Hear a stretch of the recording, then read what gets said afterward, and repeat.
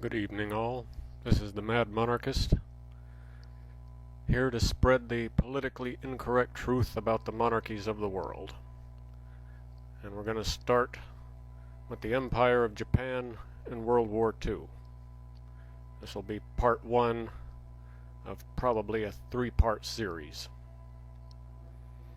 because everybody blames Japan for starting World War II in the Far East Pacific area. And if we want to get to the truth about this, have to look at the Japanese pattern of behavior first. Look at the pattern of behavior and ask yourself, is this the country we've learned about, that the way we've seen it portrayed in the popular perception around the world? So to look at the pattern of behavior, we have to go back a ways. We have to go back to World War I and the end of World War I, when Russia was in civil war, the Bolsheviks were taking over, communism was spreading, the Allied nations, and Japan was one of the allies in World War I, they all sent expeditionary forces to Russia, and several sent expeditionary forces to the Far East, the Russian Far East, Siberia, and the country that sent the most troops was Japan. By far the largest number of Allied troops in the Russian Far East were Japanese.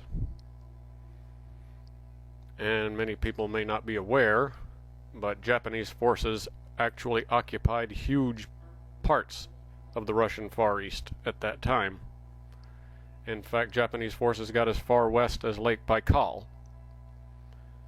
and they won several victories over the Bolsheviks. They defeated the Bolsheviks who were attacking them in these areas, and were supporting the anti-communist, pro-monarchist white Russian forces the whole time. And what did Japan do? After they occupied all this territory, won all these victories, what did they do? They left. Packed up and went home. Once the war was over, everything was decided. It was clear the Bolsheviks were going to win. They still supported the white Russian forces in exile, but they didn't annex any territory. They didn't try to hold on to any of this vast part of the Russian Far East that they occupied, completely under their military control. They gave it all back to Russia. Even the northern half of Sakhalin Island, which they'd occupied, which had been in contention between Japan and Russia for some time, Japan gave it back, even though they were in no way compelled to do so. Doesn't really fit the pattern of behavior of an aggressive power out to grab territory wherever possible, does it? There were absolutely no annexations, and the primary German colony in China, which was Tsingtao, was taken by Japan in a long siege during World War I. The Japanese didn't keep it, they gave it back to China.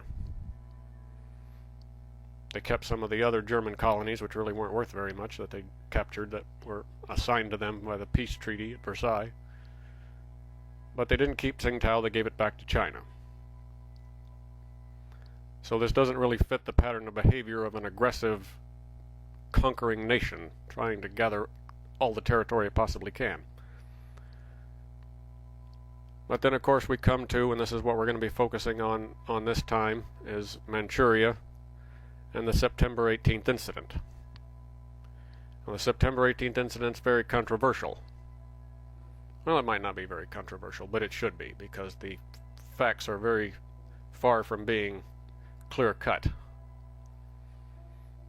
The basic story that has been popularly accepted is that Japanese officers of the Kwantung Army detonated some bombs on the South Manchuria Railway, blamed the incident on China, that this was all a pretext.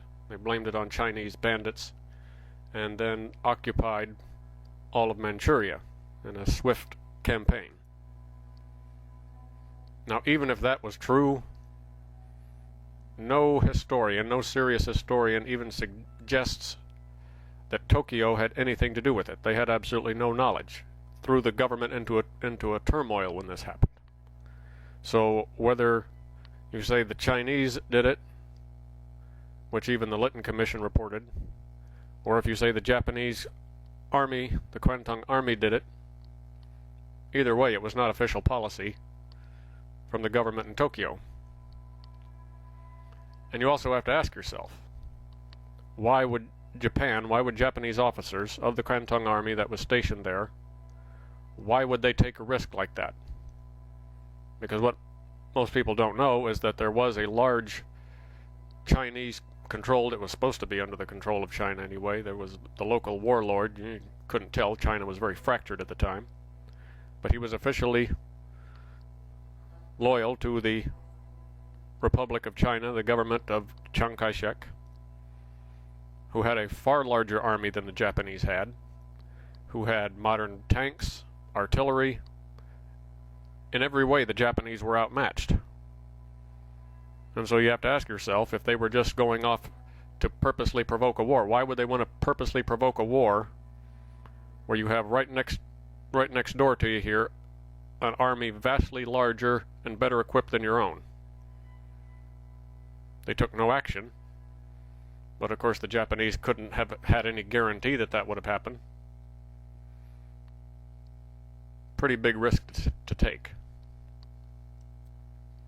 But the most important thing, which is always overlooked, is, does the September 18th incident, the Mukden incident, does it even matter?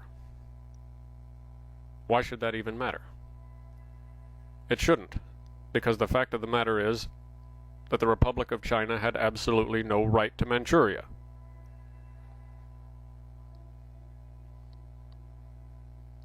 Now, why was that? Why was that?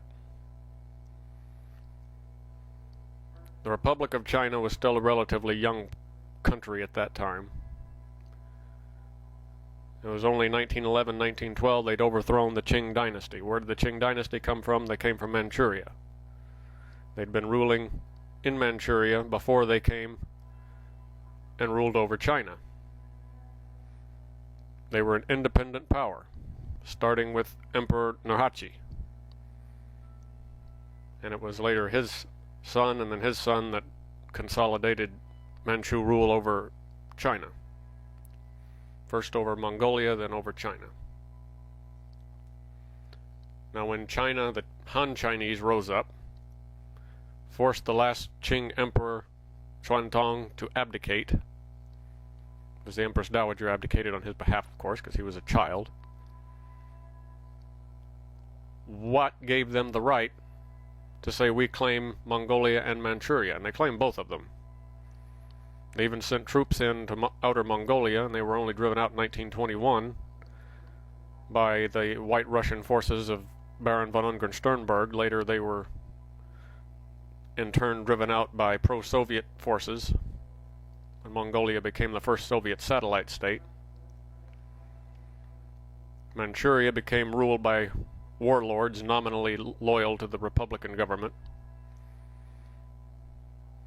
But just because the Manchu emperor was no longer wanted in China, how did that translate to China suddenly gaining a right to rule Manchuria?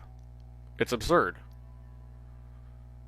It would be just as absurd as after the American War for Independence, the United States saying, well, now we claim the islands of Great Britain and Ireland as part of the United States because we were both in the British Empire together. Now, obviously, anyone would look at that and say that's absurd. Well, the same circumstances apply to China and Manchuria. Just because the emperor was no longer emperor of China didn't mean he was no longer emperor of Manchuria.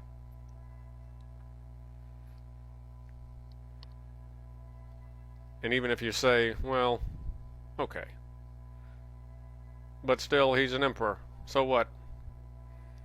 That doesn't mean the people wanted to be separate. Maybe the people wanted to be part of China. Well, that'd be a pretty hard case to make because no one ever asked them. They never had a vote on it. They never had a vote on getting rid of the Qing dynasty in China itself. They never put this stuff to a popular vote. Nobody did that. And certainly nobody asked the Manchurians what they thought about it. The Manchurians had no part in the revolution against the Qing dynasty. And why should they have? They were sort of a privileged class. It was their people who the ruling emperor and the ruling dynasty was from. It was one of their people. In fact, Manchuria was sort of a special preserve of the Manchu nobility during most of the Qing dynasty reign. During most of the Qing dynasty reign, Han Chinese weren't even permitted to go there. That was their special territory reserved for the Manchu people. And suddenly the Chinese come up, they overthrow the Qing emperor, and then they want to claim, no, we also own Manchuria too. The fact is they had no right to it. And they had no right to say anything about Japan occupying Manchuria. And all those forces they had there, they didn't resist the Japanese either. Because a lot of them were Manchurians too, who weren't really happy with the political situation in China.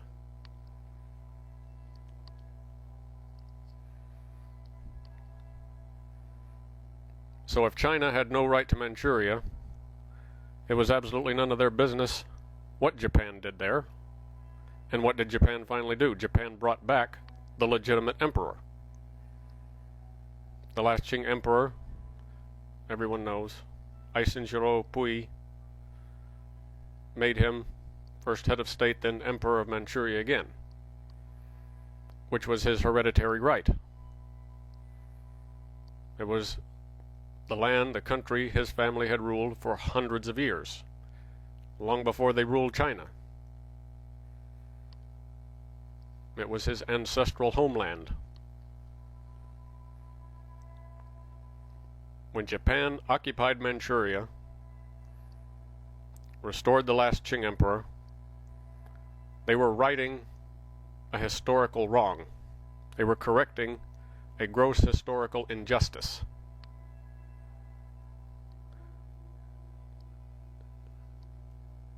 And China didn't resist. They tried to resist a little bit at the end, but by then, too little too late. And they were more concerned at the time with fighting the communists, because again, China was very fractured, which was one thing Japan was concerned about, and legitimately concerned about. You have an expanding Soviet Union to your north, northwest. Right to the west you have a very large, very fractured, very violent China with all these civil wars going on all the time. Japan had every right to be concerned about that. And again, they didn't annex Manchuria. They set up an empire of Manchuria. So, it's important to keep that in mind. It certainly doesn't fit the bill with what most people have heard and what most people assume about Japan and the build-up to World War II. Because some people say World War II started then. And usually people saying that are saying that on the basis that, well, Japan had just invaded China. Japan didn't invade China in 1931 because of the September 18th incident. Japan occupied Manchuria, which China had no right to in the first place.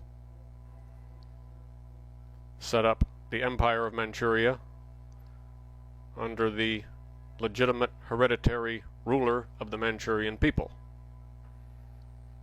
They didn't annex any territory. Later on, the war did spread to China, and we will be talking about that next time. Until then, stay mad, my friends. We all go a little mad sometimes. Haven't you?